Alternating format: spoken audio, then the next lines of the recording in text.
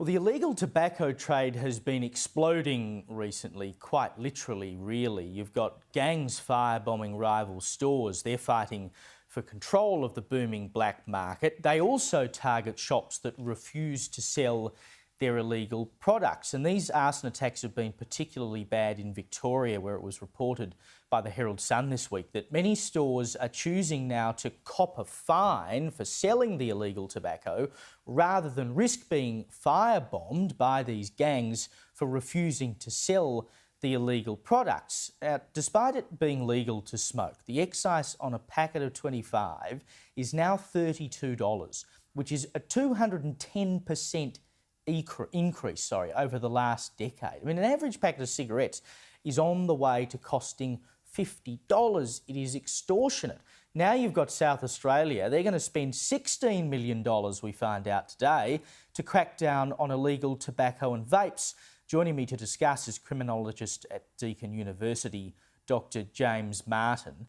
It would seem pretty clear, James, that as the excise has gone up and it's really reached a saturation point now, and if you look at the budget forward estimates, the budget that came out just a few weeks ago, it shows for the first time basically ever that there is a prediction that the tax take on tobacco excise will actually decrease over the next few years at the same time as the excise keeps going up. Now, for the last 10 years, the excise has been going up and up and up, and smoking rates have gone down or remained reasonably stagnant.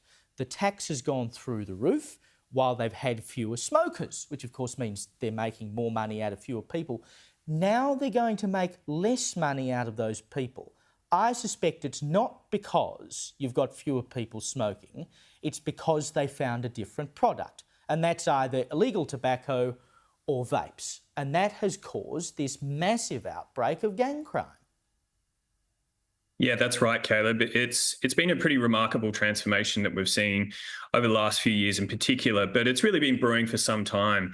The price of cigarettes, as you mentioned, has increased dramatically, more than doubling over the past 10 years, and that's almost exclusively due to increases in taxation.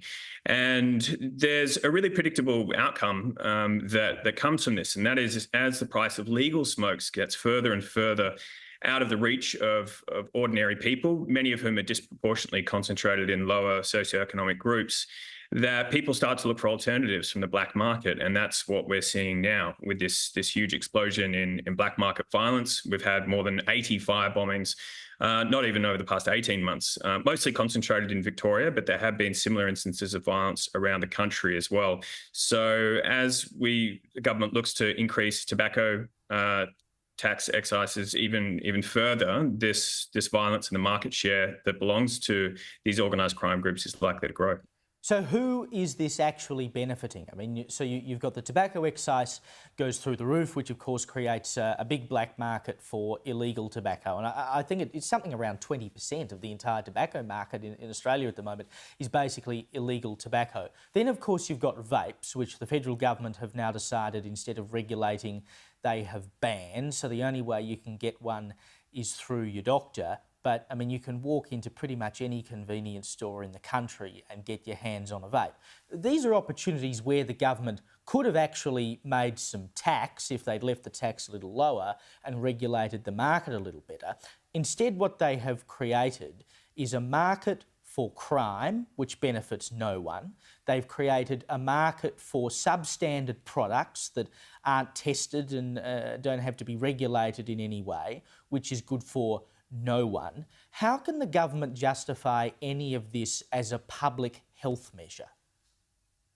Well, I think it's pretty simple politically for the government at the moment, and that is, politically, most people don't really care about smokers and they don't care about vapes, people who vape at the moment either. These are pretty stigmatized groups these days, even though despite, as you noted before, that cigarettes at least remain legal in the country. So, but in terms of the health sort of aspect, then there is a rationale for having, some tax levied on these products, products that come with health harms or other sort of social harms, to try and deter people away from using them, or at least using them at very high levels. But there is a sweet spot there, and it looks as though the government has now increased the taxes beyond the point of revenue generation and beyond the point that they're simply shifting consumer behaviour, because we're seeing the development of these black market sources. And as the black market grows further, that pricing signal that the government's trying to send just gets further and further diluted.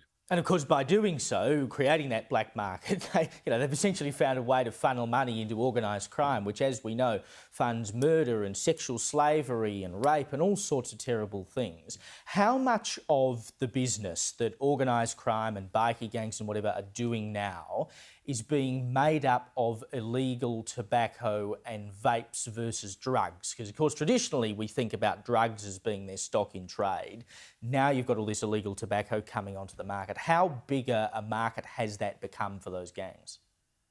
Well, they're absolutely huge, and these are drugs. So we draw a sort of arbitrary line as to what drugs are legal and what drugs are illegal, and I think the arbitrariness of that is becoming apparent now as we've got an increasing de facto prohibition on cigarettes as they're increasingly priced out of the reach of regular consumers, and now we've got this prescription-only model for vapes, which 93 or over 90% of people who vape don't have a prescription, so they're doing that illegally.